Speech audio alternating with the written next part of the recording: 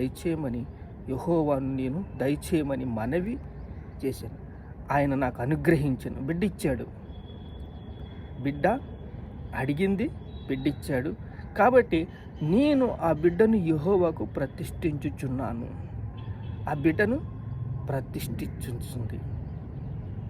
తాను బ్రతుకుని దినములన్నీ వాడు యెహోవాకు ప్రతిష్ఠుడని చెప్పాను. తాను బ్రతికిన దినములన్నీ కూడా యెహోవాకు ప్రతిష్ఠుడు. వాడు యెహోవాకు అక్కడే మొక్కెను. ఎవరు? సమూయేలు దేవుడికి మొక్కాడు. అలా మొక్కగానే దేవుడు అతని ప్రార్థనని అంగీకరించాడు. జీవితాంతం కూడా తన మొక్కుబడిని,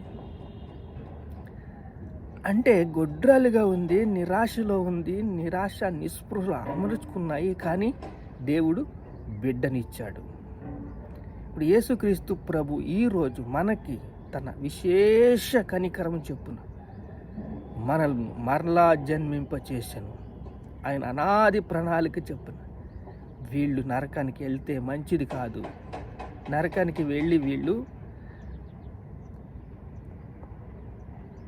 వెళ్ళకూడదని ప్రతి ఒక్కరిని, ప్రతి మానవాళిని కూడా, ప్రతి మనిషిని కూడా నరకానికి వెళ్ళకూడదని విశేష కనికరం చెప్పిన జన్మింపచేసి అక్షయమైన ఆ యొక్క రాజ్యం, నిర్మలమైన రాజ్యం, వాడబారిన స్వాస్థ్యము మనం నిరీక్షణతో కనిపెట్టుకుంటున్నాం. మనల్ని చూసి నవ్వుతున్నారు అన్ని జనులు. కానీ దేవుడు వాళ్ళని నమ్మాలని, నేనేంటో వాళ్ళకి చూపిస్తానని ఎర్రివారిని ఎన్నుకుంటున్నాడు. ఎర్రివారిని, పెంట కుప్ప మీద ఉన్న వాళ్ళని దేవుడు ఎన్నుకుంటున్నాడు. పెంట కుప్ప మీద వాడిని ఎన్నుకుని పైకి తీసుకొస్తే ఈరోజు ఒక మేకపిల్ల కొనుక్కుని ఖరీదుకిచ్చి ఒక మనిషి తీసుకొస్తుంటే ఒక ముగ్గురు దొంగలు, నలుగురు దొంగలు ఏకమయ్యి విడివిడిగా ఒక్కొక్క కిలోమీటర్ పరిధిలో వాళ్ళు మాటు పెట్టి,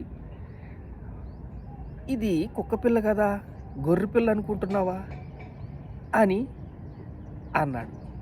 రెండోవాడు, ఇది కుక్కపిల్ల కదా, గొర్రెపిల్ల అనుకుంటున్నావా, పిచ్చోళ్ళగా ఉన్నావే నువ్వు అని వెళ్ళిపోయాడు.